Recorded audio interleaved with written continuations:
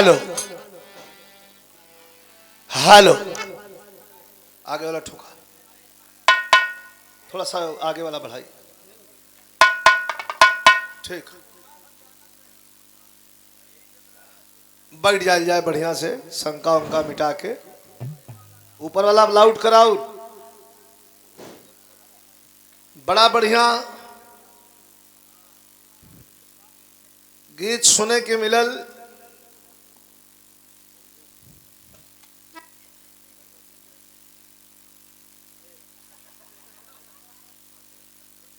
बैठ जा भैया, बैठ जा। बड़ी अच्छी गीत सुने आप, जोने गीत के भाव रहल।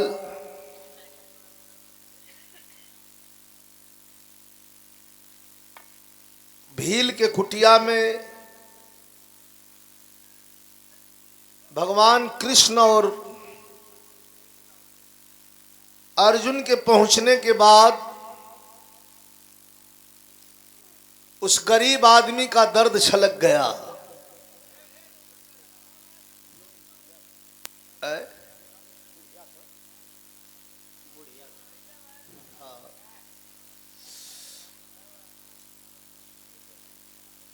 तो वह बुढ़िया जो है इशारा कर रही है कि जिन लोगों ने हमारे भगवान को दुख दिया है उनको मैं छोड़ूंगी नहीं। कई ठे भाव बा, कहीं बुढ़िया वाला आवला, कहीं भीलवा वाला आवला। हरि अनंत हरि कथा अनंता। एक और गीत सुने, तनी कुछ बजा के आ जा। आप लोग प्यार से बहुत अच्छे से बैठ के सुन रहे हैं, और जब सुनने वाला बढ़िया हो, अच्छा से सुनता हो, तो कलाकार भी का भैया आवा आवा आवा आवा, ए राम जन्म के लइका आवा, ए पर आवा देखा। अगर हिम्मत काम करे तो क्या थूकास भरा, खाली माइक के सामने खड़ा होकर में फाड़ दो।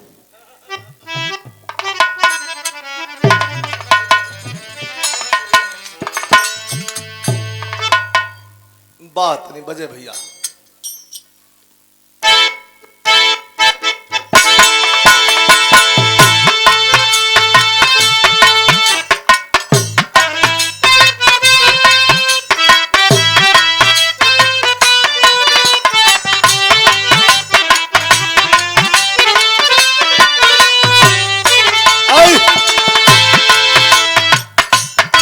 भरल रहे बेटा, बनल रहे।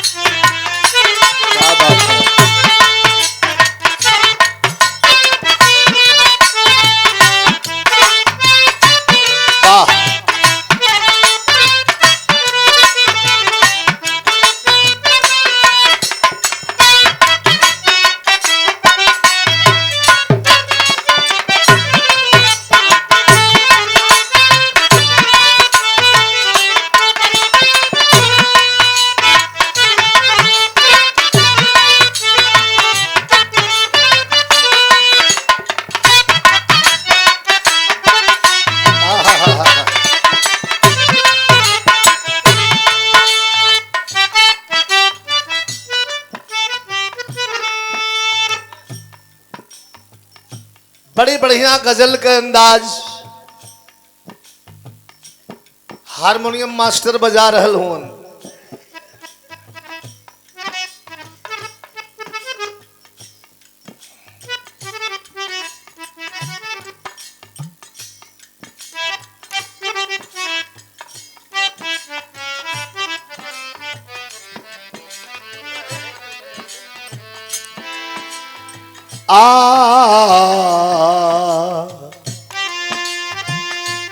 हो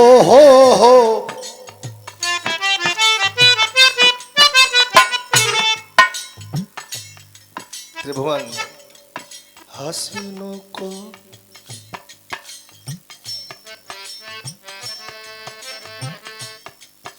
हसीनों को नजर से तीर बरसाने की आदत है, मगर हम आशिकों को इस चोट सह जाने की आदत है।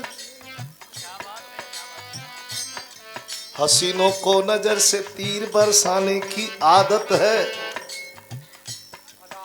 मगर हम आशिकों को चोट सह जाने की आदत है। सितम ढाने की आदत है, खफा करने की आदत है।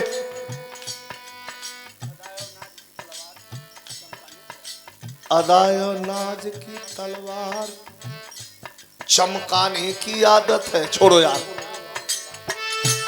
सामयिक गजल।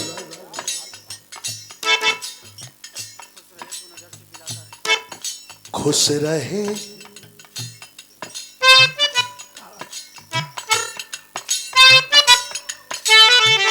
खुश रहे खुश रहे,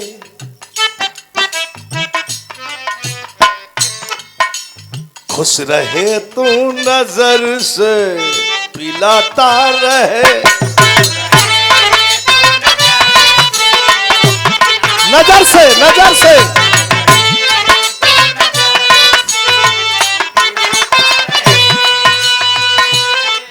बहुत बढ़िया, बड़ा अच्छा लगा त्रिभुवन भाई, सब ठीक है। थोड़ा हड़बड़ाहट कम रखो भाई, गड़बड़ा रहे हो बहुत ज्यादा। अपने स्थायी हो जाए, अब 25 साल हो गए, इतना नयका बछरुआ न ज्यादा छटकल। काम वही है तोहरे वाला, लेकिन हमार लाइन ही हो। खुश रहे तू नजर से पिलाता रहे, और मैं खुश रहे तू नजर से पिलाता रहे। अरे मैं अदारों पे खूबी को लुटाता रहूं, खुश रहे तू नजर से पिलाता रहे। मैं अदारों पे खुद को लुटाता,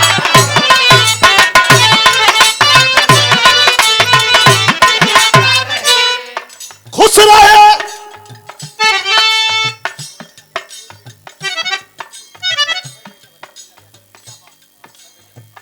परवेजाबाद पूर्व बीडीसी छोटेलाल भैया। खुश रहे तू नजर से पिलाता रहे, अरे मैं अदाओं पे खुद को लुटाता रहूं, लेकिन तू लगाता रहे, तू लगाता रहे शौक से ठोकरे, तू लगाता रहे लगाता रहे लगाता रहे शौक से ठोकरे। और मैं, अरे मैं मोहब्बत में सर को और झुकाता रहूं, तू लगाता रहे शौक से ठोकरे। मैं मोहब्बत में सर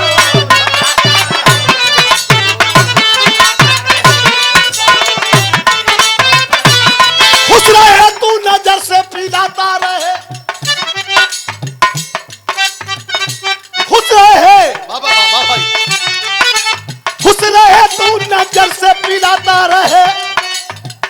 मैं अदाओं पे खुद को लुटाता रहूं, तू लगाता रहे शौक से ठोकरे, तू लगाता रहे शौक से ठोकरे। और मैं मोहब्बत में सर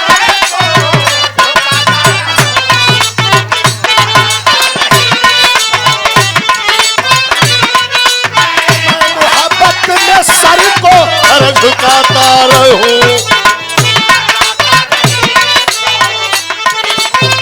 ये तो गजल है।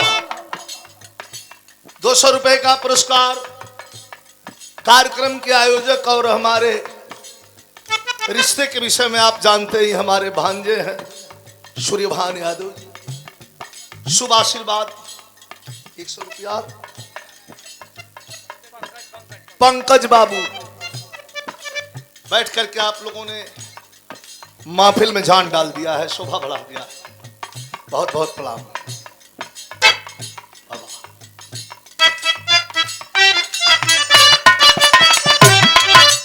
अब खाटी भोजपुरी, ये खाटी भोजपुरी ऐसे त्रिभुवन बतौलन कि और से भोजपुरी हो जाई और से अवधी हो जाई। यहाँ तो मास्टर चाबी है भाई, भोजपुरी, अवधी, बंगाली, मराठी, तेलुगु, कन्नड़ कुल गाइला, तेलुगु कन्नड़ तक गाइला। अब गा के का करेगा समझे में नहीं। जैसा मन का जला जा तो कुल तेलुगु में कहना पो, हमन हाँ हमन का जला जा पो पो पो पो पो। आदरणीय हमारे परम पूज्य कवि जी श्री राम गुलाब मौर्य जी, बहुत अच्छे लेखक, आपके द्वारा ये पुरस्कार 200 रुपए का बहुत बहुत प्रणाम। ये नई गीत, बिल्कुल नई गीत, एकदम बिरहा में नई, प्यार रहा, खूब ध्यान दिया ये पर त्रिभुवन, प्यार रहा दोनों में, प्रेमी प्रेमिका में, एको मिनट चैन नहीं रहा। प्रेम जहां होला वो बेचैन कई के रखी दिला। कुछ दिन से बदलाव बा, दोनों में बोला चाली बन बा। लड़का एक दिन कहे लगा कि अरे भाई कोनो गलती भई बा कहा हमसे, राती का जब सुतत रहू तो फोन कह देत रहू गुड नाइट, जागत रहू तो कहत रहू गुड मॉर्निंग। का होएगा बा, कोनो तकलीफ बा? लड़का पूछता कहा ये सनम, बोला ये सनम, कहा ये सनम प्यार कौन कपा के कौन हा?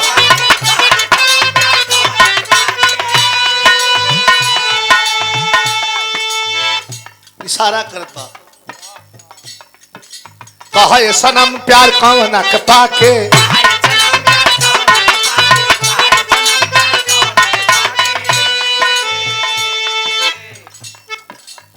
से बोलो थोड़ा लोगों ना कन खाए नहीं तो हमारा सुन गया बहुत नीचे। अच्छा अरे कहा ये सनम प्यार कौन कपा के, एको बेर तक ले तो मुस्कुरा के,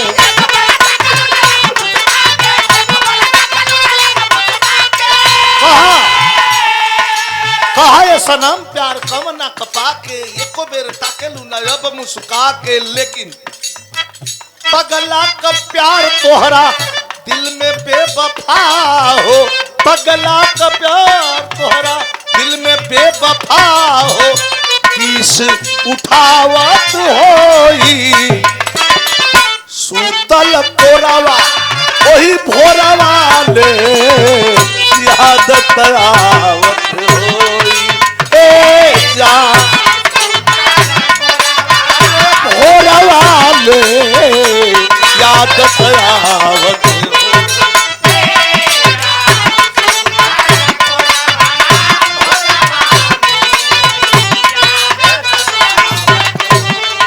अंतरा एक लाइन रहे तन मन से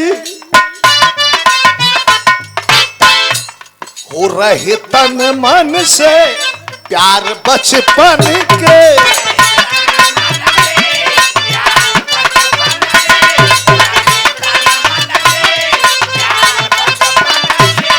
रहे तन मन से प्यार बचपन के, तू हमार रहलो हम तोहार बन के।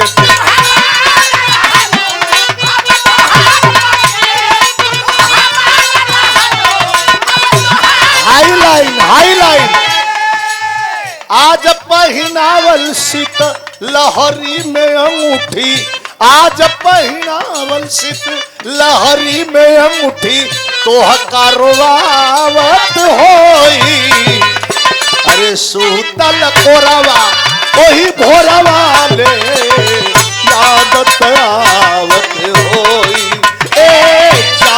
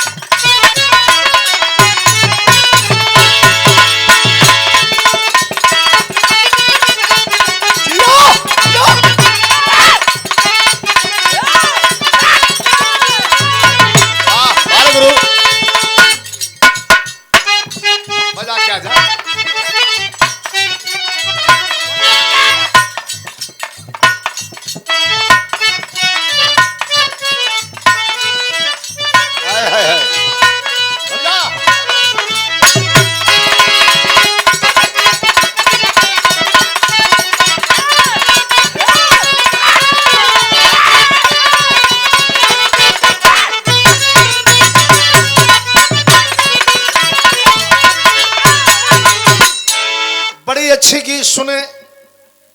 अब एक गीत हम आप लोग के सुनावत हैं। एक गीत 4 प्रश्न का जवाब।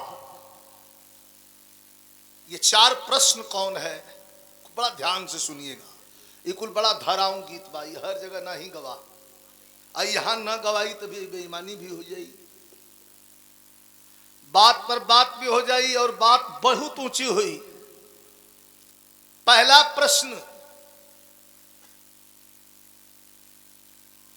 कि मछली की आंख को भेदने वाला अर्जुन था,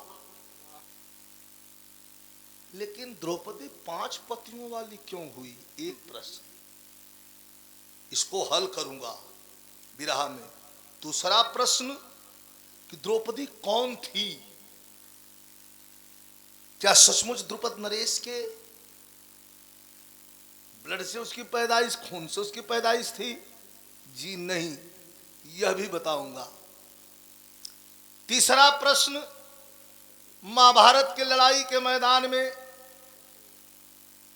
महाभारत के लड़ाई के मैदान में रुंड मुंड से मैदान पट रहा था, अपना बाण अपने छाती को छेद रहा था, अथाह लोग मर रहे थे, न लाश जलावल जात रहल, न दफनावल जात रहल, न उठावल जात रहल, उलसिया होत का रहल। और चौथा प्रश्न कि लड़ाई के मैदान में आए बिरहा सुनने वाले साथियों, मेरा भी दिमाग नहीं काम करता, बड़े विद्वान लोग बैठे हैं, जरा बता देना कि सारे लोग जिनको इच्छा मौत का वरदान था, कल का देवव्रत आज का भीष्म, कृपाचार्य, द्रोणाचार्य, शकुनी, शैल्य, जयद्रथ जैसे लोगों को मार दिया गया, लड़ाई के मैदान में वीर गति को प्राप्त हुए। ये 5 जाना में से एक को जाना मरे के ना रहला, एक आध जाने तो मर गल होतो ना, 5 का 5 एकदम साफ बच गई। क्यों? यह भी हल करूंगा। कहानी हमारी चलती है कहां से? भगवान यादवेंद्र मुरली मनोहर श्री कृष्ण कहते हैं कि हे दुर्योधन, 5 गांव दे दो, 5 भाई हैं, ये छोड़ दो खून खराबा, नहीं लड़ाई चाहता है, तुम्हारे माता पिता भी नहीं चाहते हैं, लेकिन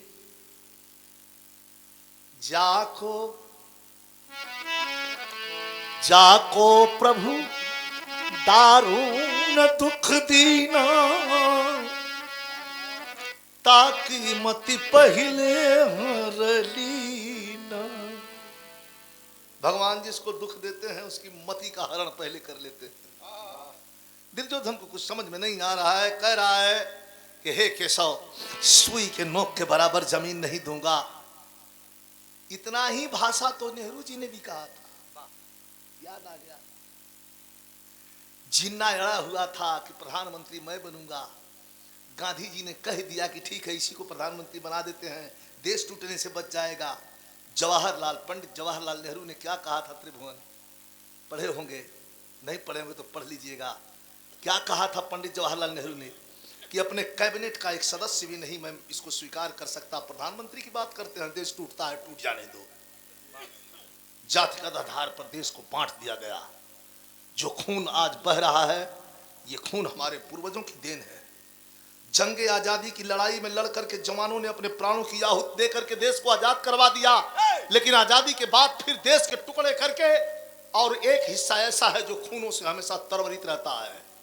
हमारा बेटा है, आपका बेटा है, आपका भाई, आपका भतीजा सरहद पर पहुंचता है तो कहीं उनका गर्दन काट करके लेके चल जाते हैं, कहीं खड़े खड़े उनके सीने में गोलियां उतार देते हैं। ये हिस्सा क्या है? हमारे आपके छोटे से लिए हुए फैसले का हिस्सा है ये। अब चलते हैं वहां, लहिया का भवन बनवौलस, ऐसा भवन की एक जगह माचिस का तीली लगा दे, भांज बोल जाई। उसी में 5 भाई पांडवों को सुला करके और माता कुंती को सुला करके दुर्योधन आग लगवा दिया, लक्षागृह धू धू करके जलने लगा। भैया बैठ जा, और जलने लगा जब लक्षागृह तो पांचों भाई पांडव नकुल जी के और सहदेव जी के विद्वता से सुरंग द्वारा निकल के पांचों भाई अज्ञात की जिंदगी बिताने लगे माता कुंती के साथ। भैया धीरे हो, बोला मत भैया, यहां तक आवाज नहीं आवे, आस्ते से बोलने, अपने में समझ ले। निकल करके बाहर हो गए, 5-6 फालतू मर गए रोही में। सवेरे भले दुर्योधन देखा तो कहा कि भल भा पांचों मर गई, कुंतियों माता मर गई, अब हिस्सा बखरा मांगा वाला केहू बाह हो गए ना। इधर जंगल में आकर के छिप करके पांचों भाई अपने माता कुंती के साथ जीवन बिता रहे हैं। द्रुपद नरेश पांचाल देश के राजा यज्ञ का हवन करवा रहे हैं। हवन में घी गिर रहा बा, 6 महीना लगातार हवन हुआ। अब वही हवन कुंड में से एक सुंदर स्त्री निकलती है जिसका नामकरण हुआ तो उसका नाम पहले शैलेंद्री रखा गया, बाद में उसका नाम द्रौपदी रख दिया गया। कहते हैं यज्ञकर्ता कि हे महाराज, ये लड़की जो हवन कुंड से निकली है आपकी बेटी है, कहा ऐसे ना मानो, पहले इसकी भाग्य रेखा तो देख लो, आगे क्या है इसका फ्यूचर। भाग्य रेखा जब द्रौपदी का देखा गया तो विद्वानों ने कहा कि ये करे चलते 7 हाथ गहरी खून का नदी बहे वाली बा। राजा द्रुपद नरेश कहना कि तो भक्खर में पड़ा है, हम का करे अपन बेटी मानी, कहा बेटी तो तुम्हें मानना पड़ी, कहा जब बेटी मानना पड़ी तो एक हल बा, कहा अब्बे कर बियाह कर दा, यहाँ से जान बचे, जहाँ जाए वही जो 7 हाथ बहावे चाहे 14 हाथ बहावे। चलाक तनी मनी पहलाओ आदमी नहीं रहे। द्रौपदी के शादी का स्वयंवर रख दिया गया, यहीं से विवाह की शुरुआत हो गई।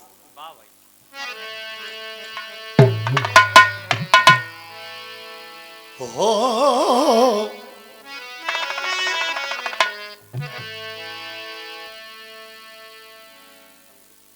अंकित है पन्नों में नारी की गाथा,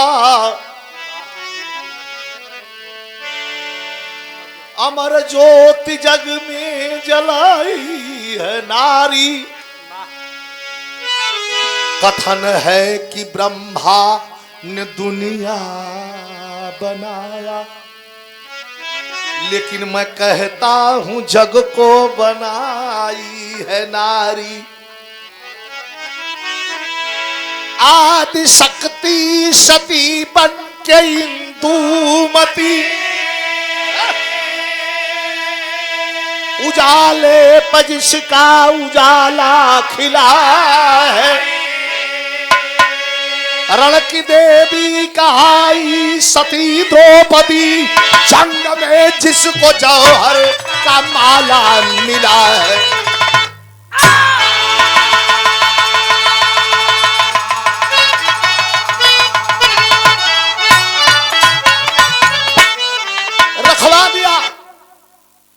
रखवा दिया स्वयंवर का दिन।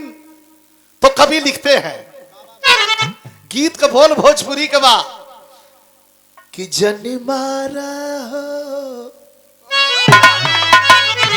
अरे जनी मारा नजरिया के पान संवरिया, लगी जाई चोट कर जवानी।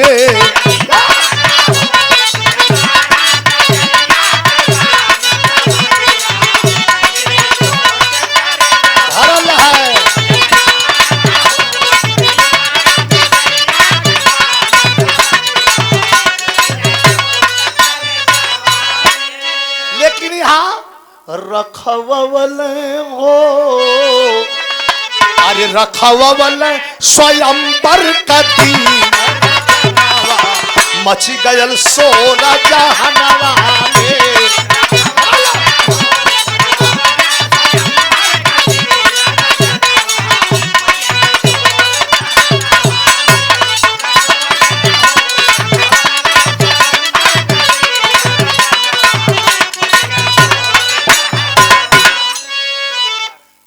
रामनिधि यादव ठेकेदार, आपके द्वारा ये पुरस्कार प्रदान किया गया। शुभ आशीर्वाद, धन्यवाद, दीर्घायु हो।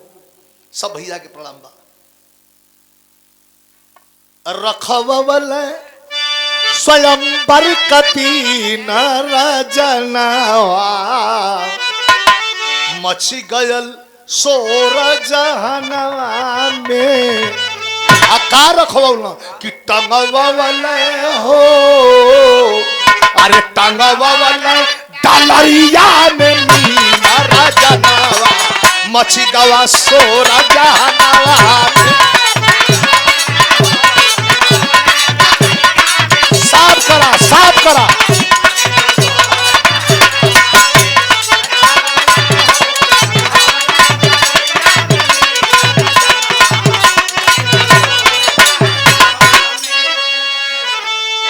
बलवान हो बलिया वाली दिखा दें का तंगवा डलरिया में मीन रजनवा मचगवा सोर जहनवा में पत्रिका घूमने लगी। एक पत्रिका चली गई बा कहा हस्तिनापुर में। दुर्योधन बहुत खुश बा क्यों तो पांचों मर गईलन। अब केहू बाय ना हमने चल जाई कर्ण को लेके चलेंगे और दुल्हन जीत के लेके आएंगे। तमाम राजा महाराजा एकत्रित हैं, बारी बारी से सबको बाण चलाने का मौका मिल रहा है। दुर्योधन जितना लोग जात बा डलरिया का छुआ है मछली का छुआ क्यों को निशान नहीं लगत बा। वही समय कर्ण उठा और बड़े शान से चेहरे की आभा चमक रही है। कर्ण जा करके जब वही धनुष पर बाण चढ़ा करके और निशाना लेना चाहता है, खोलते हुए कड़ाहे के तेल में देख करके मछली की आंख ऊपर डलरिया में मछली घूम रही बा। जब वही देख करके निशाना लगाना चाहता है तब तक द्रौपदी हाथ में माला लेकर के खड़ी है और भगवान श्री कृष्ण से पूछती है कि भैया ये कौन है। भगवान के तो तनी सा मौका मिले कि रहा कहा तू खुद ही पूछला के बा।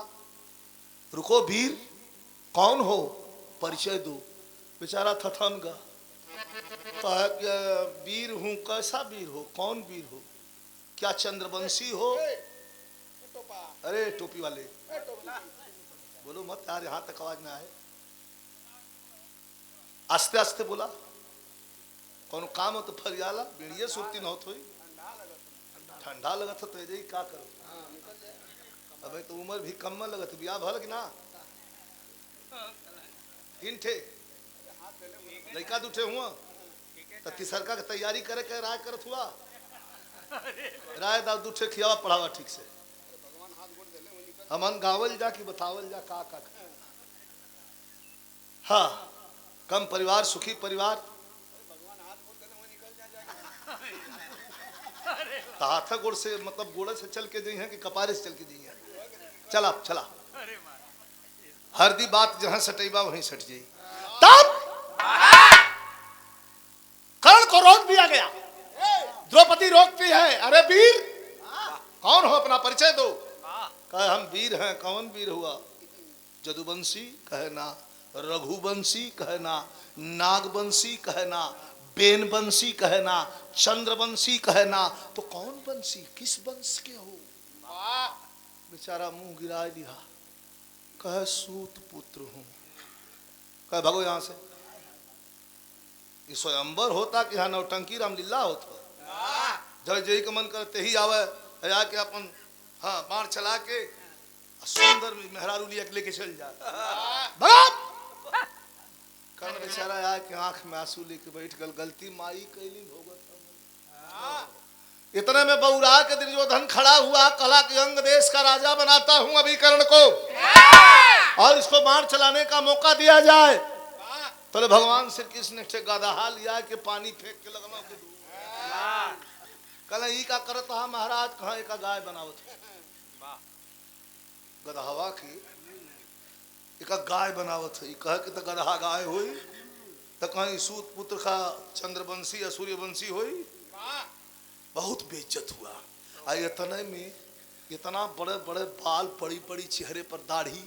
पांचों भाई पहाड़ के छाती मतीन छाती लिए। अब पांचों भाई जब वही स्वयंवर में प्रवेश कैलन तो सबका टकटकी लग गई। बाकी पप्पा रे की भगवान तो जान गए कि अर्जुन भीम नकुल सहदेव पांचों पांडव हुआ। दुर्योधन देख के घबरान बा के रे बप्पा रे ई तो पांचों के हम मुहाई दियाना, ई पांचों मर गए हम जी कैसे गई, ई ओकर भूत ना न बोलत बा, ई तो पांचों कहिया मर गई ना, ई आज कहां से साला उपदिन हो गए पांचों। अर्जुन आते हैं, सबको प्रणाम करते हैं, धरती को प्रणाम करते हैं, भगवान कृष्ण को प्रणाम करते हैं। द्रौपदी ऊपर माला लेकर के खड़ी है। एक ही प्यार तो एक ही नजर में होता है त्रिभुवन, प्यार की कई सीमा है। एक प्यार में एक पाप होला, जिसको प्यार नहीं कह सकते वो पाप होता है। एक प्यार होता है जो हृदय से होता है, जिसके बिना बेचैन दिल रहता है। भगवान की प्रतिमूर्ति भी झूठी लगती है उसके आगे, उसके प्रेम के आगे, ये प्रेम होता है। आज वही प्रेम के चक्कर में तुरंत द्रौपदी की तरफ नजर करते हैं और तुरंत आगे बढ़ते हैं, कड़ाहे के तेल में खौलते हुए देख करके और मछली की आंख को भेद देते हैं और द्रौपदी हाहाकार मच गई, भगदड़ मच गई। लेकर के द्रौपदी को पैदल जब चलते हैं तो तर्ज कौन भोजपुरी का लगल।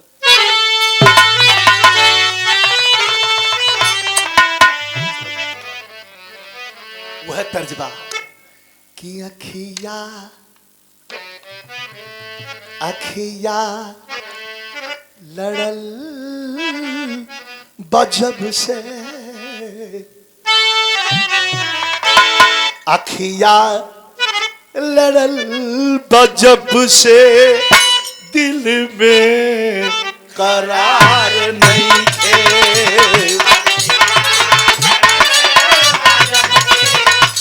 दिल में करार गरम रहे।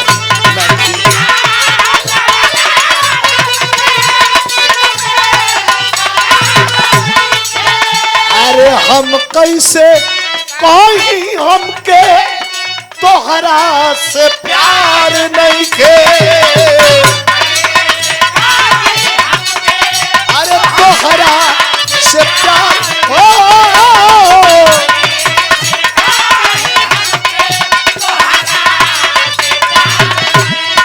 लेकिन हाई लाइन देखा, आगे आगे चार भाई, पीछे बीच में द्रौपदी और सबसे पीछे अर्जुन जी जीत के ले जाते हैं। कवि जी लिखत हुन कि घूंघट पा, अरे घूंघट में जैसे चंदा, अरे घूंघट में जैसे चंदा, शर्मा के कुछ कहत बा।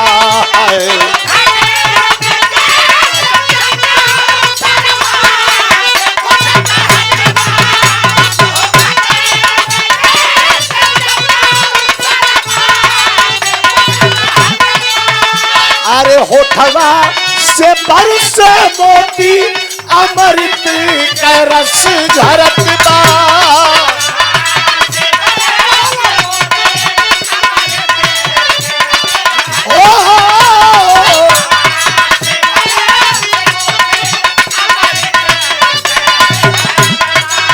अरे होठवा से बरसे मोती, अमृत का रस झरत बा।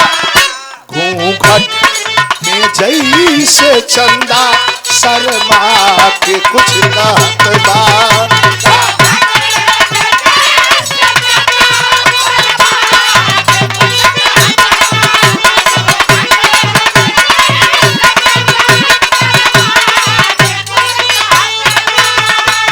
बहुत खुश है पांचों भाई, नई नई दुल्हन जितले हुए, पाकर के द्रौपदी को पांडव निहाल थे,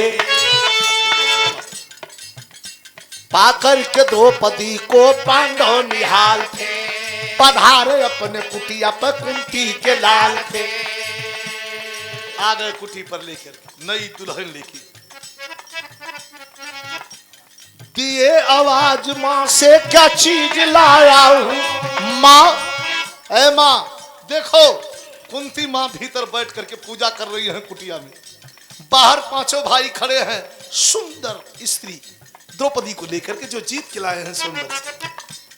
दिए आवाज माँ से क्या चीज लाया हूँ, आशीष है तेरा ये बाहुबल से पाया हूँ। माई बहरे आवा, देखा आई का जीत के ले आल है, खुश हो जाइबू अपने पराक्रम से, तुम्हारे आशीर्वाद से, अपने बाहुबल से जीत के लाया हूँ।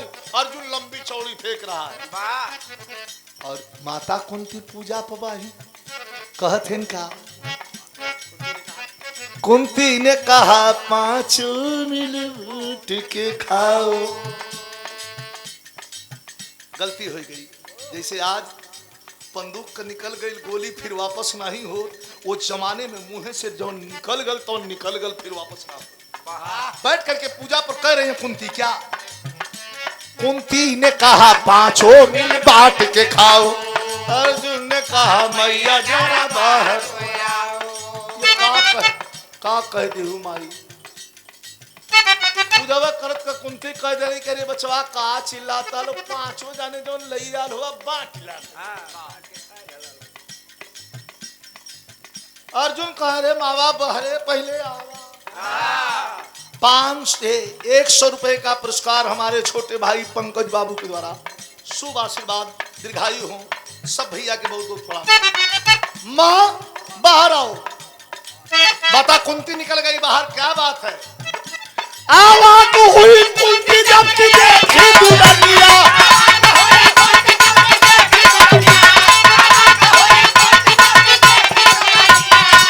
अरे आवाज हुई कुंती जब की देखी दुनिया, पर खाली कैसे जाएगी मैया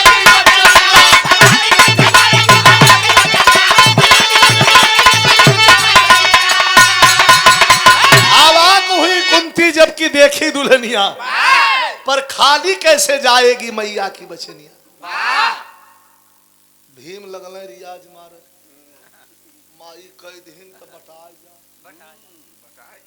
अर्जुन गरम होता भीतर भीतर खरबूजा बा मेहरारू कैसे मटाए, भीम कहूँ काट के मटाए, लेकिन माई जब कह दिन तो अब मटाए।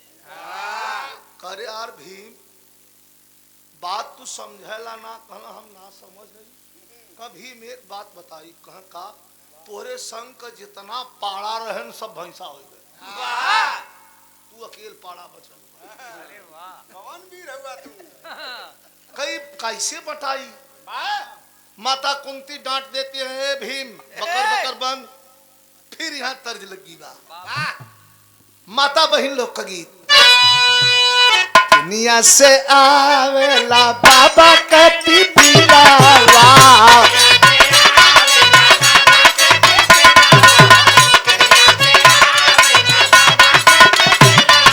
अरे बाबा कति पिलावा हमारे राजा कति पिलावा।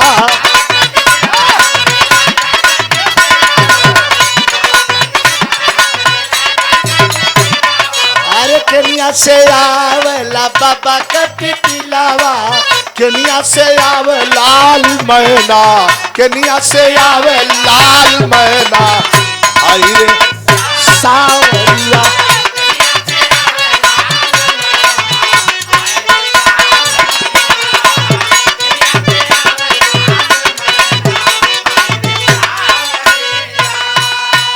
लेकिन कुंती लिया के चलली, कुंती लिया के चलली घर में बहुरिया।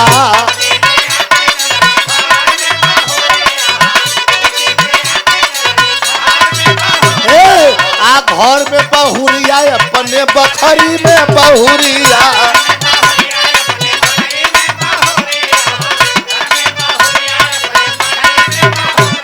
लेकिन अंबर से उतरल जोरिया, अरे अंबर से उतरल जोरिया। आई रे सावरिया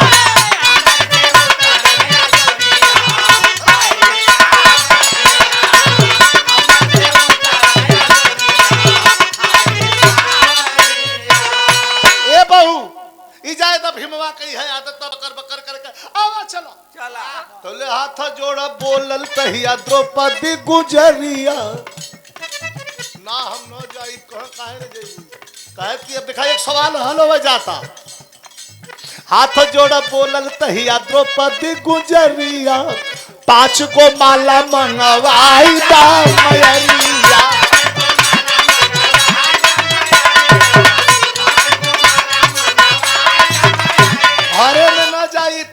कुटिया में न जाई कहाँ कहाँ कहाँ बात छुप गई बा, कहाँ बात हमार चुकल बा, पाप हम में लगी कहाँ ना। एक घर छूटला तो एक घर मिलला, माई बाबू छूटलन तो सास ससुर मिललन, और जीवन का साथी संगी सहेली कुल छूट जाली तो एक जीवन साथी मिललन। आप जब कही दिहिन कि पांचों जने बांटला तो हम तो वही समय बटा गए। 5 गो माला मंगवाई दा मयरिया,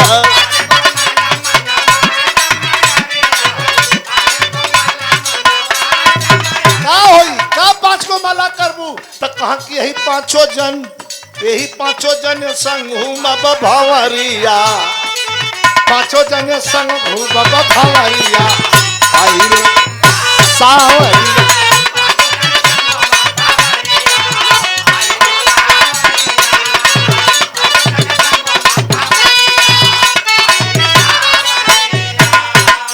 पांचों जन के संगे नहीं सही है, 5 जन संग 5 जने के साथ में भंवर घूमब हम। भीम हाँ माता जाओ देव फूल लेकर के आओ, माला लेके आओ। माला लेके गंधर्व रीति से 5 जन के गौर में द्रौपदी माला डाले लगली। माता कुंती आशीर्वाद दे रहल बाणी।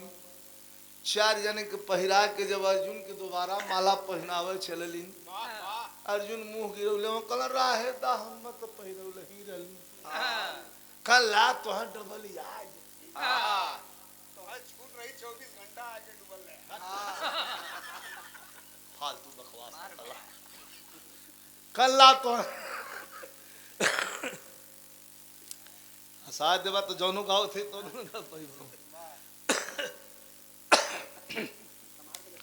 पांच जन नहीं झटकाए लग रहत हम घर सब लमोस झटक के नाल होई अटैक आई डेंगू फेंगू हो ना, कोरोना का छोटा भाई मजाक ना, एक हल्का ना लेवे के हो। अगर केहू के वायरल फीवर पकड़े तुरंत चट से अपने नजदीकी डॉक्टर या अपने क्लिनिक पर जाके तुरंत सलाह लेवला खा, ये बहुत खतरनाक हो। हमारे पास सब ठीक हो, सब ठीक, डोज ठीक हो, कंप्लीट हो गल, दवाई 4-5 दिन भर्ती रहे सब ठीक बा, लेकिन जो दमकसी है उसको ये खंडित काट दिया है साफ। कौनो वजन काम कर दे, खूब तड़क के कुछ बोल दे, ये भाई कलश की 1 महीना आपको 30 दिन लगेगा। अभी आशीर्वाद आप लोग के बाद, आप लोग बढ़िया से सुनत हो, अच्छा लगत हो, बस इतना बहुत अच्छा। आधा 50% हम गाय दे, अब 50% आप सबके हम अच्छा लग जाये, बस वही में 100% हो जाए। कब 5 जने के साथ गंधर्व रीति से वही कुटिया पर बियाह हो गए। अब मजाक का सिलसिला तो चलल। कुटिया में 2 ठे खटिया, बहुत ध्यान दिया त्रिभुवन, तोरे लायक बात है, तोरे लायक जो बात है, छोटा भाई हुआ यार, तोके बताना जरूरी है। हाँ घूम घूम खाली बंबई में लेडीज हला का रूम देखा,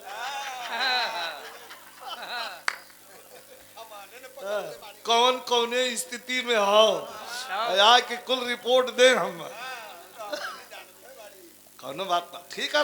कलाकार रंगीन नहीं तो कलाकार, लेकिन रंगीनो ऐसा ना होगा ढेर हो जाए। कहता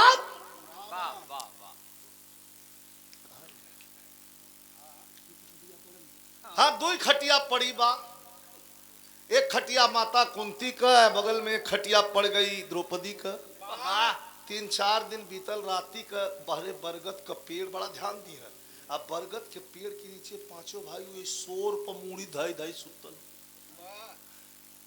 भीम आनंद लेत हुआ, अर्जुन कहा कि सुहाग रात पहले के मनाए। अर्जुन को माथा गरम करना, भीम बहुत बुरा हो जाई, कहना बहुत बुरा हुई तो आवा बाजला लड़ लेगा, बाण तो हमारे पर चलेबा ना, हम तो और भाई है, हम सही पूछत है। देखा मेहनत तो तोहरा ज्यादा।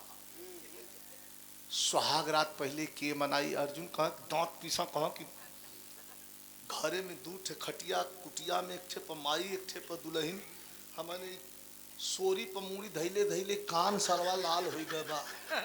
तोरे शर्म ना है बा यार, तू गुस्सियात काहे के हुए?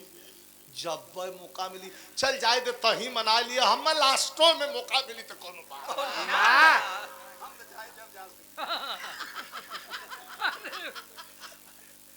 जाए दे। दिन बीतता, एक दिन दो दिन चार दिन छह दिन आठ दिन 10 दिन बीतल त तर्ज कौन लगल बा मास्टर? एक थे होली का कैसेट त्रिभुवन गौले रही 4-5 साल पहले, तो बिरहा बेसी 6-7 साल, एक आध साल तनी कमो रहा तो के मैनेज कला। अब वो 25 साल कहना तो 25 साल थोड़े बोलो, एक आध साल 6 महीना तो भलो हम 35 साल कहते तो 35 साल बोलो तो के मैनेज कर जाला ध के झूल जाओ के। तर्ज कवन लगल मास्टर?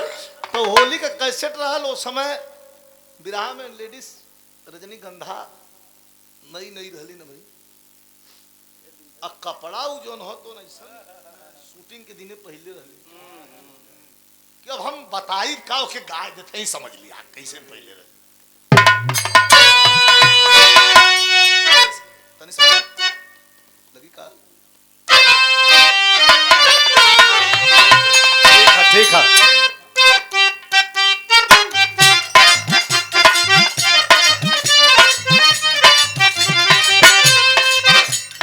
ऐसा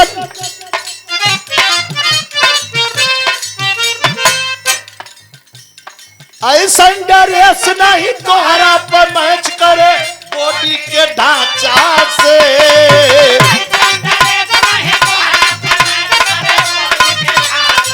लोड रहा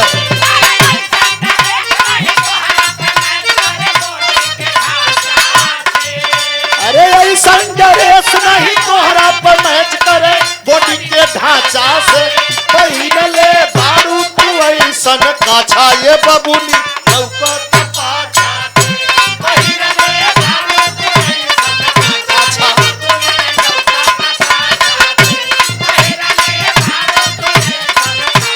ये होली का गीत है, का वाला गीत हमेशा हर मौसम में ना सारा रारा होली जब होला तो उस समय गवा जला चल जला ये समय गावा लगता। अभी तो 26 दिन बीता बा तौले तेरा सितार मुनि नारद जी आइला एक दिन धरतिया पे।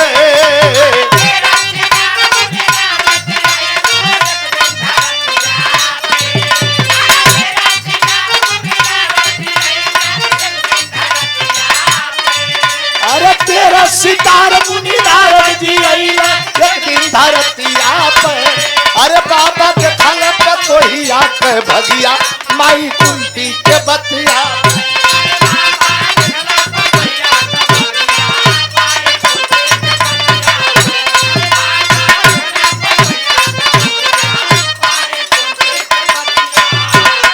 छब्बीसवां दिने कुटिया पर नारद जी के आगमन होगा। माता कुंती बोलौलिन पानी पियौलिन कहलिन कि हे महाराज आवे हमरे घरे में एक ठे नई नोचर दुल्हीन आई बाइन, तब इनका तकदीर इनका भाग्य रेखा देखल जा का बड़ा बड़ा बड़ा। जब द्रौपदी अइलीन भैया भैया यार ध्यान दा, द्रौपदी जब अइलीन नारद जी का नजर पड़ी बाम, नारद जी का माथा ठनकल द्रौपदी के देख के।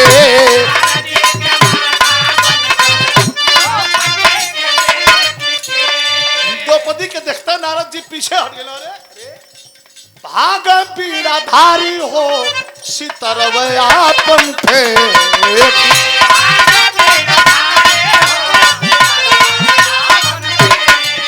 अरे सारी खुशियाली पानी फिरल गम छल के सुरतिया पे।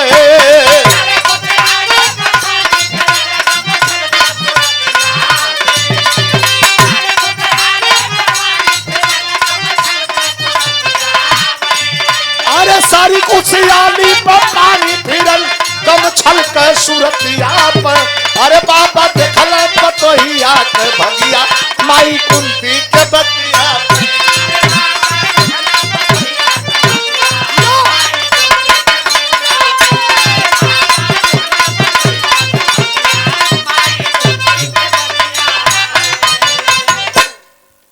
₹200 का पुरस्कार कार्यक्रम के आयोजक और हमारे भांजे सूर्यभान यादव जी, शुभ आशीर्वाद भैया के। आदरणीय श्री महेंद्र कुमार केसरी साहब फतुआ की धरती से जायदा वहरों का काम कर लो। तुम सुना कहा नारद जी कहला रे बप्पा रे ई कहां से ले आई ले उठा के कौन थी कहा ये हमार बहू हैं कहा का है कहा बहू बहू कहना बहू तुहार हैं तो एक ठे बात याद रखा तर्ज बड़ी बेजोड़ लगल उस्ताद लोग के जमाने का तर्ज हो लेकिन कर लहर आज भी हो। वाह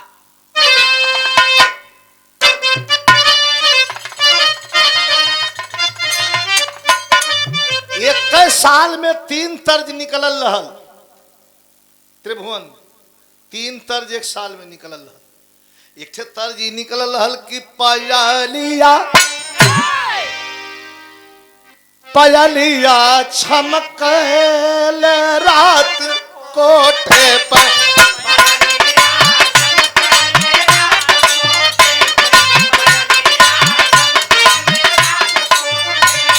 पयलिया छमकल रात कोठे पर बिजुरिया बिजुरिया चमकल रात कोठे पर कमरिया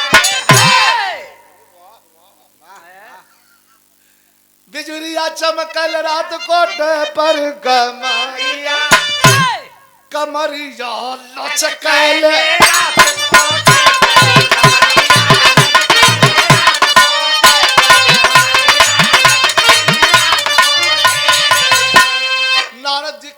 मोरी माई हाई पतोहिया पतो कहा कि पतोहिया बन जाई काल पियवन के।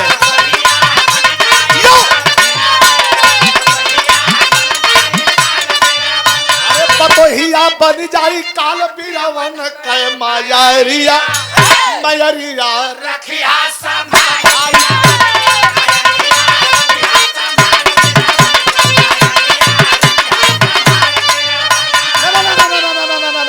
पतो ना बा कहा का बा कई तोरे पूरे खानदान के खाए आइल हो कुंती के जलय गए जलवे लगल कहे का कहत हुआ नारद जी हे नरदल्ली भगवान कहा हम नरदल्ली कहा चाहे शिवबल्ली कहा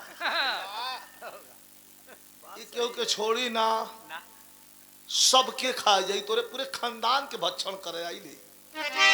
रोवे लगली कुंती माता कली कि हे नारद जी कौनो जुगाड़ बतावा कहा रे कर पूजा करा खुद सोई जी के छोड़ दे नहीं तो क्योंकि छोड़ी ओड़ी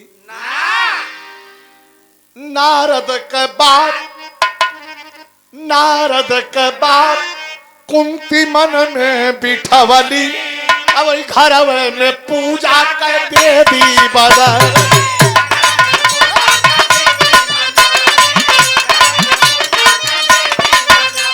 सजाए चली फूलवन का थाल पीरावन का पतोहिया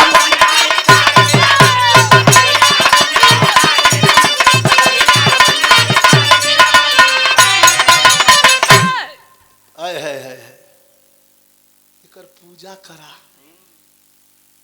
आदि शक्ति का अंश क्योंकि छोड़ी न कुंती माता रोवे लगली कि ए बाबा कहा बाबा माई छोड़ा हम पहले छोड़ा हमार जी बड़ा डरात बा के देख के भीम तौले आ गई ना कहा का हो नारद जी का हाल है कहा एकदम सही है भैया बहुत अच्छा जगह पकड़ा हुआ लोग। नारद जी कहा हमारे मन का मेहरारू देख के तुहां टीस ना होता कहा हमारे कौन टीस हुई हम जात है इनसे बता दिले है। अच्छा बार बिरहा स्वर्गीय दादा जिंदा रहलन राम कैलाश दादा, ए भदोही में हमार बिरहा रहल दादा से। तब पंधारी दादा आल रहल, हम अपने मंच पर गवौले है पंधारी दादा के, कान का ललरी हिलत रहल। इतना बड़ा धोती पहले बैठल न पंधारी पंधारी, अब पहली बार हम देखली, देख के हम तख्तर रह गए कि है पंधारी हुआ, साक्षात भगवती का आशीर्वाद जे पर। ये बिरहवा जौन हम गावत रहली, ये बिरहवा के पंधारी दादा भी गौले रहल, तो उनका टेरी का रहल, उनके गावे के शैली को, उनका टेरी दूसरा रहल, हमार टेरी दूसर बा। पंधारी दादा का गावत रहलन, अच्छा त अवली अवली गावनावा जहिया अवली द्रौपदी,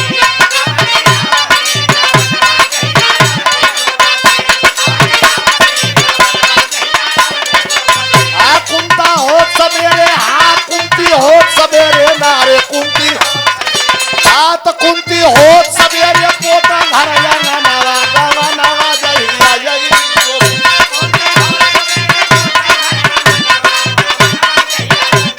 हम बदल के लिखली, रोज रोज जौन बात तुम पूजा कर लगली कुंती माता, सुतले में अगरबत्ती उत्ती आरती उरती दिखा दे। एक दिन करवट बदले में द्रौपदी के नींद छूट गई, देखलिन कि माता कुंती हमर पैर के आरती उतारत रही, बैठ गई द्रौपदी, कहा रे अम्मा ये का, फेंक देलिन थरिया, रोए लगलिन, कहलिन बहू हम नारद जी सब बता दिए बहन, हम पता बा कि तू हमार बहू नहीं हो, हमारे पूरे खानदान के खाए आई ले बिटिया। द्रौपदी भूलो आवे को कोशिश करती, ए अम्मा ये सब का बतियावत हो, कहा नहीं बिटिया, अपने राव में आती है, अपने रूप उठाओ इनके, श्रीमान हटाओ के, हटाओ सारे, हटाओ वहां से, उठाइए वहां से, बेमुरवत हटाइए, तीनों के हटाओ।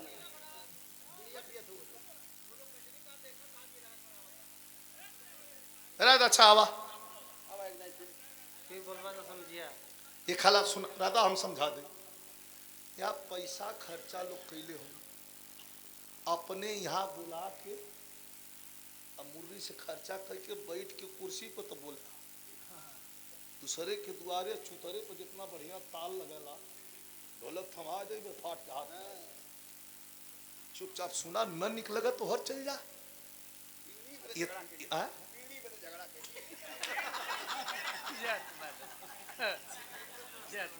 अब बड़ा बुरा भैल, हम झूठे बोलत रही, हम एक मुठा देने से कीन के चलो, ऐसा लोगन के जरूरत हुई तो माट ढल कर कह लेला, फसौले रहा मुंह कम से कम फसल।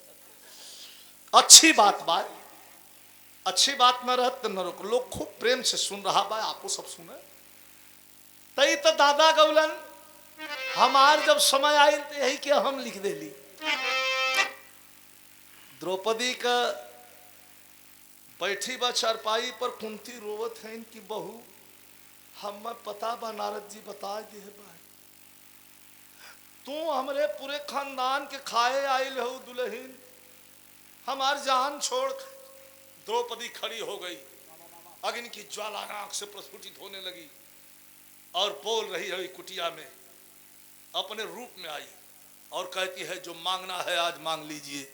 एक गलती हो गई, अगर द्रौपदी से कुंती कह दिए होती कि ये खून खराबा नहीं चाहिए बिटिया, ये खून खराबा बंद करवा दो, नहीं लड़ाई चाहिए, लड़ाई रुक गई होती।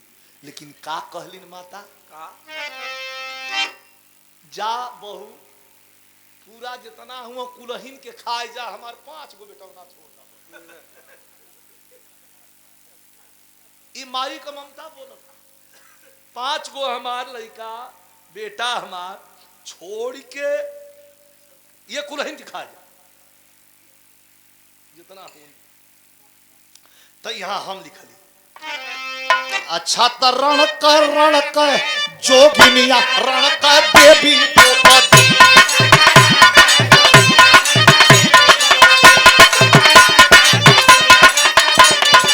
हाँ दहली सासू माँ के हाँ दहली कुंती माँ के नारे दहली अरे तो दहली सासू माँ के भोरवई में भजनिया जोगिनिया रण कर देवी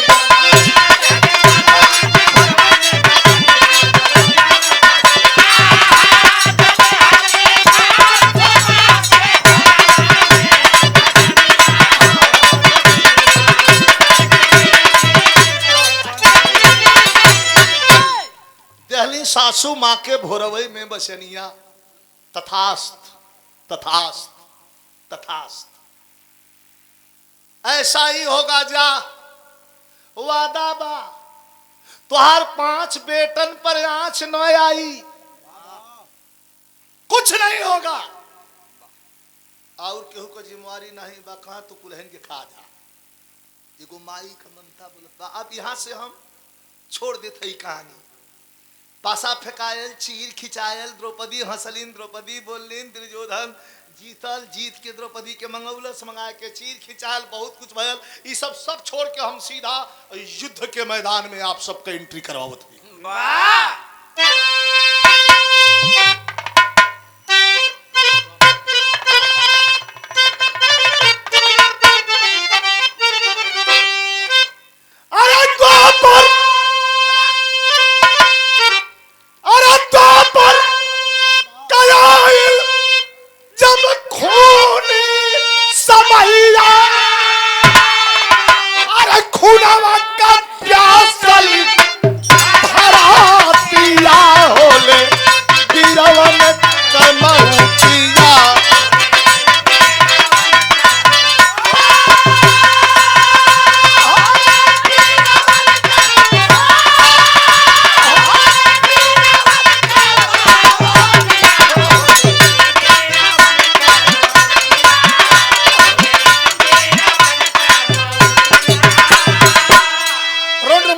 मैदान पटने लगा। अब सवाल हल हो जाता कि दिन भर लगाई जहां लसियन का ढेर हो साफ युद्ध भूमि होले होते सबेर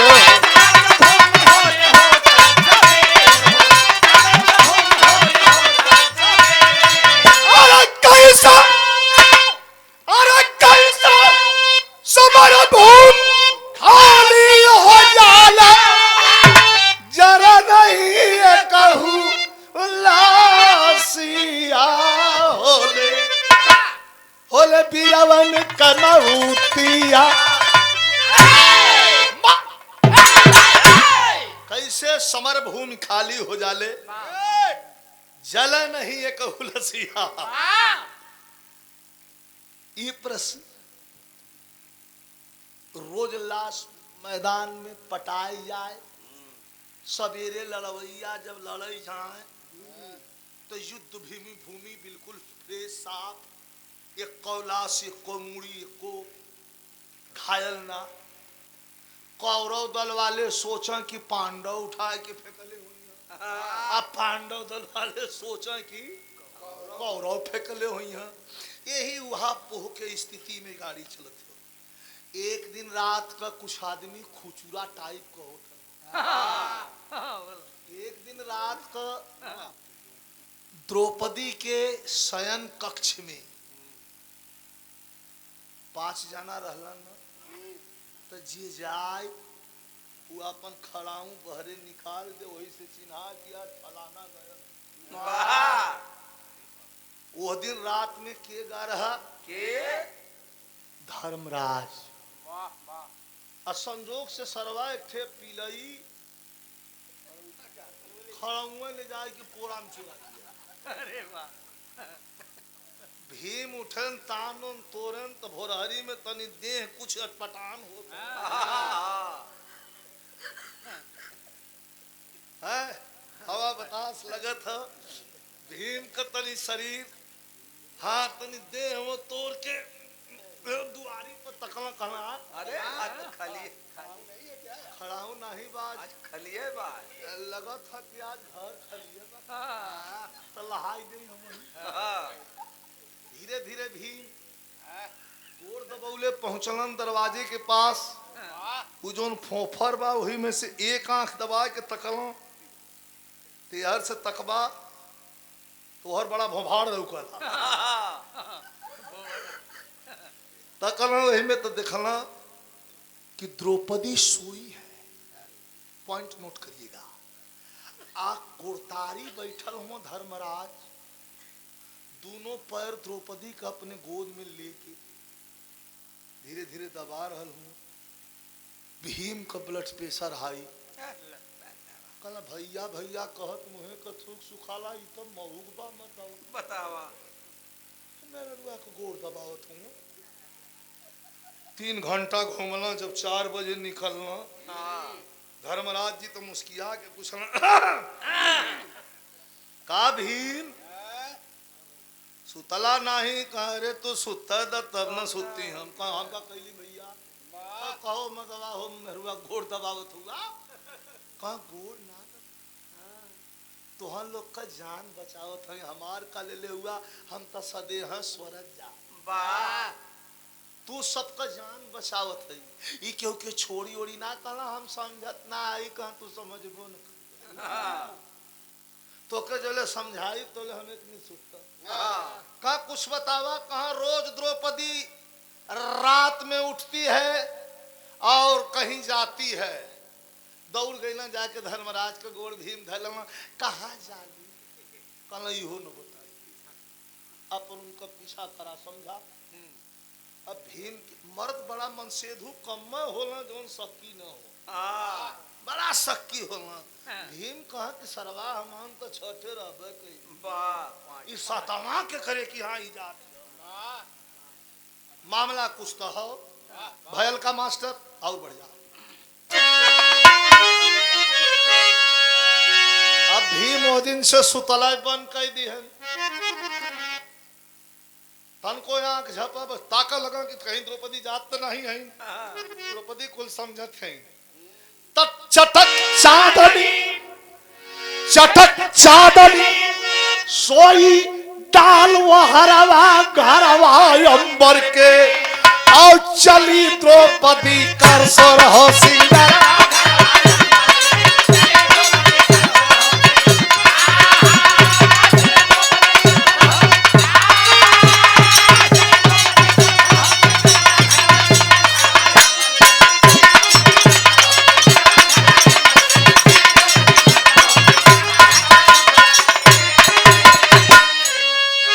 चांदनी सोई डाल वो हरवा घरवा अंबर के मतलब मध्य निशा अर्धरात्रि चली द्रौपदी कर सुर हो श्रृंगरवा घरवा अंबर चदरा में से भीम जगला हुआ कहाँ चला चला धीरे धीरे गदा लेके गोड़ दबौले एकदम बकुला नियर गोड़ रखा भीम के पीछे द्रौपदी के पीछे हो चले चलते चलते कहां पहुंचलो पड़ी नजर जब भीमसेन का लड़ाई के मैदान में जहां लाश पर लाश गिरी हुई थी वहीं आकर के द्रौपदी खड़ी हुई। विशाल कुलघारी का रूप पहाड़ मतिन द्रौपदी का रूप विशाल पड़ी नजर जब भीमसेन का देखा रूप बिकराला हो आंख खुली की खुली रह गई पड़ल नहीं संताला हो अरे रणचंडी लसियन का करे हरवा घरवा अंबर के भीमसेन कुल देखला ना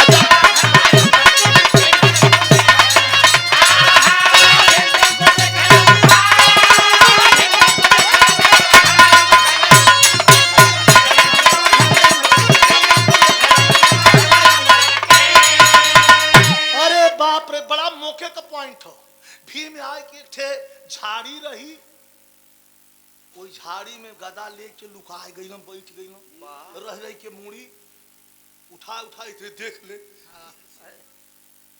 द्रौपदी बड़ियार रूप बना के मुंह खोलले बा हर हर जितनी लाश लड़ाई के मैदान में गिरी बा सब द्रौपदी के मुंह में हर हर हर हर जा रहल बा। अब भीम भीम पर द्रौपदी के मुहे में हर हर हर हर लाश जा रहल बा। आई हर गदा रखले हुआ भीम के हर हर हर हर मुंह तो लगा। वाह गदा बढ़ के गल हो दे बात माता। अरे बाप रे बाप, डरन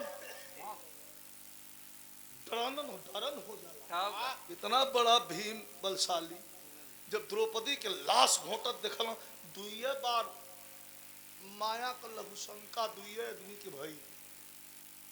एक बेर रावण जब लेके चलल रहला शिव भगवान का शिवलिंग, बैजू नाम का अहिर गाय चरावत रहा, माया का पिसाब लग गई, महादेव का कृपा बुला के अहिरा से कहना कि बचवा यहाँ आओ, तो का नाम है? कहे हमार नाम तो बैजू है, बैजनाथो लोग कहलन तो से मतलब का या पिंडिया धर लेते कि धरबे भैया तन न उठी तनी हम पिसाब कही। कह ठीक है जा, देखे में तो पंडित लगत हुआ। रावण कहना हाँ भैया पंडित है। हाथ में थमा देना, वो पिसाब कर बैठल, ज्यों ज्यों पिसाब का धार बढ़े लगल त्यों त्यों वो शिवलिंग का वजन बढ़े लगल। बैजू नाम का यही लगल चिमुरे। अरे जल्दी आवा। कहे महाराज पिसाब करत हुआ कि पानी बरावत हुआ? अरे यार पहले वजन बढ़ा था, मालिक पकड़ा एक एक कहना बेटा रह जो धार टूटे का नाम है नहीं। चिल्लाए लगल, कहे महाराज अब हम धर दे। कहे बेटा खबरदार धरिए मत, उठी ना। अयर शंका का धार टूटे के तैयार ना बा, उरी तेज धइलस। अब जौं जौं तेज धरत तो इतना पे आगल, कहे महाराज अब धर दे बा। कहे बेटा थोड़ी देर ले आऊ। कहे मुदा दिन भर जा जा मुता। माता बात चली। आ जब वही शिवलिंग धइलस तो धार टूट गई। उठला रावण महाराज लगना उठाव, मार कुल अपन अब भैया मार मंत्र फंत्र पढ़ के कोशिश करके उठावल चहला, ना उठल। अब क्रोध में उठा के 5 लात वही पर मरलस। रावण महाराज मरलो, कहला कि ना जेबा तेज रहा जाए लगना तो अहिरा दौड़ करे ये पिंडिया छोड़ के जात है हमार गौचर है चराई लगा इनका पूजा उजा कुल कहना काम मरली हमार 5 गोजी रोज। अभी बिना खैले पीले हाँ भोजन वोजन ना कर, नहा के पहले वही पिंडी पर 5 गोजी मार ले तो जाके भोजन। एक दिन भोजन करे बैठ गल, कवर उठौले बा आ तो ले ख्याल पड़ गल कि अरे देवतवा का प्रसादिया नहीं दिया है। छोड़ के कवर दौड़ल, उठौलस जब वही लाठी तो ले बम बम बम बम बम बम कह के भोलेनाथ डमरू बजा के खड़ा हो गए। अरे बारे भक्त बताओ भोजन छोड़ के आ गए मेरी पूजा कर दे। अरे मांग ले नाथों का नाथ हूँ मांग ले। कह का मांगे? 5 गोजी रोज खाला बहुत करवा में 2.5 गो हम हाथ जोड़त है भाई। ये जब लाते गोजी जूता तो हाथ प्रसाद हाथ जोड़ते भैया मैं कुछ नहीं कलम मांग ले, नाथों का नाथ हूँ। कह नाथों का नाथ हुआ तो हमरो बैजनाथ ना हो। तो नाथों का नाथ हुआ तो हम बैजनाथ हैं। कहना क्या चाहते हो? का तब नाम लगा दा यही जरा ना। कहना हाँ तो आगे बैजू और पीछे बैजनाथ धाम हो गए। वो बैजनाथ धाम बैजू के नाम से आगे बैजू हुआ पीछे नाथ हुआ। प्रेम के बस में भगवान कुछ और करे के तैयार हो जाऊं। यही तरह भीम ई जबले द्रौपदी लाश घोटली तवले इनका लघु शंका टूटती न था। आज जब लाश उस घोट के अपने रूप में अलिन लस्त पस्त हो के उठल गदा जवन कान को ऐसे लेके चला एकदम तीर मतीन तवन गदा का गोलकुंडा नीचे हो और मुठिया धके वैसे चले। आज कोई द्रौपदी के आगे खड़ा भइल हाथ जोड़ के द्रौपदी कहाँ काश कहाँ बस कहीं हर रतिया में कहाँ घूमत हुआ का कहला मास्टर कलक धन धन देवी धन्य अरे तो हरी करनिया बात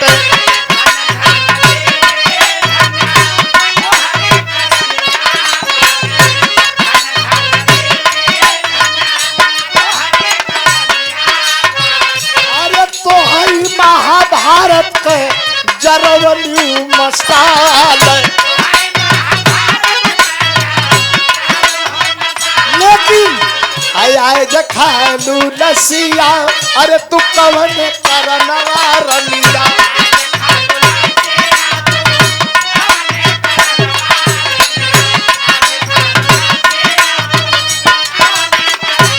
अरे द्रौपदी के अखिया भाई लाल लाल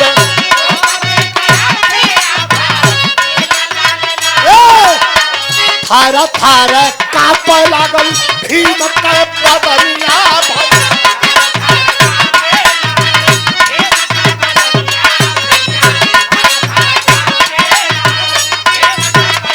अरे रही गयल भावा समूह में सवाल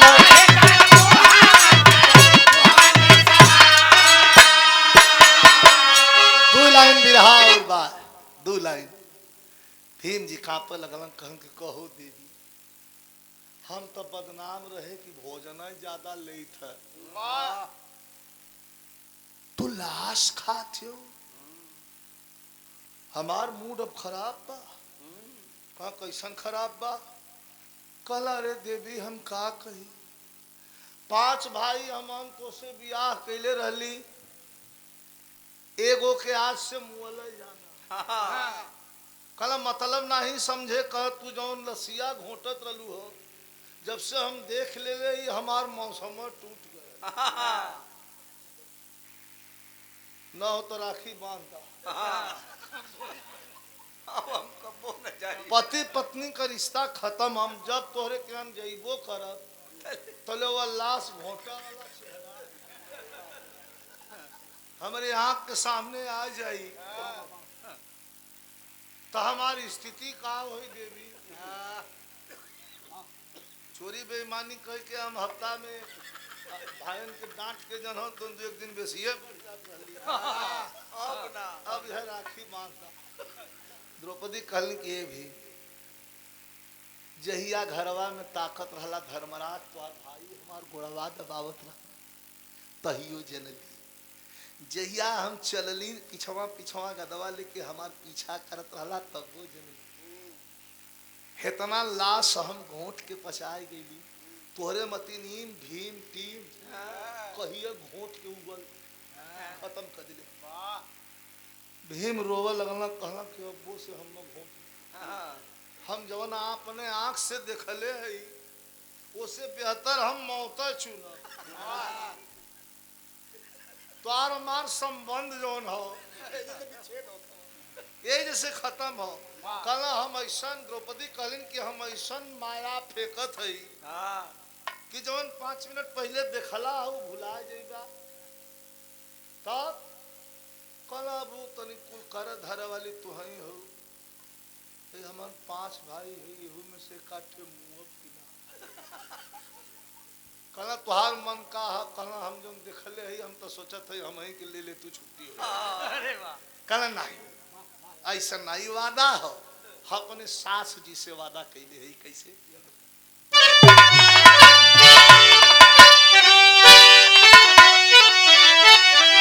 अरे दिहल बचन अरे दिहल बचन वही कुंती के निभाई द्रौपदी कि अपने मांग कस्य नूरवा बचाई द्रौपदी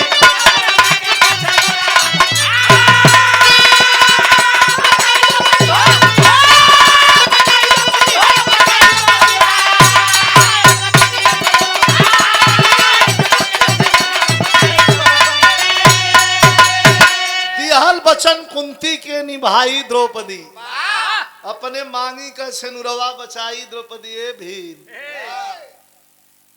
तो क्या ही बदे छोड़ दे दिया 5 भाई की लड़ाई खत्म भई रणरंगी 5 पांडव आपस में बाह फुलाए अरे खड़ी सलामी पतियों के संग मंद मंद मुस्काए तब दुनिया जाने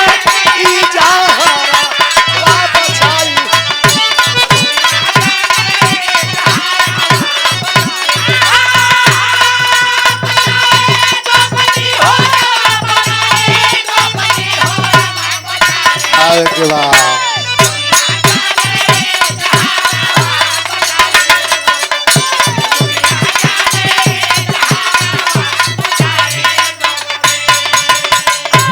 रणरंगी पांचों पांडव आपस में बाह फुलाए।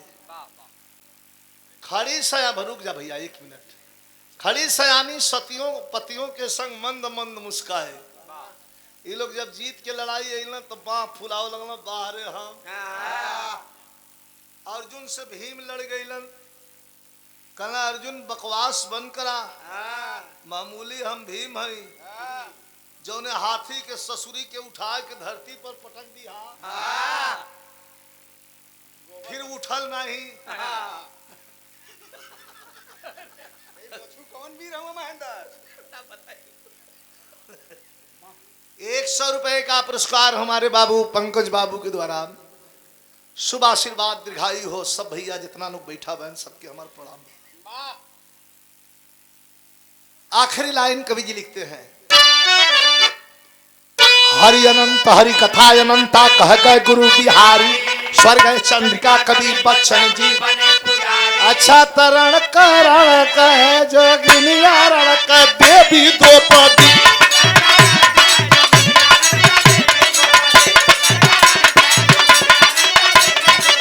कलम पर विजय लाल के, हाँ कलम पर विजय लाल के नारे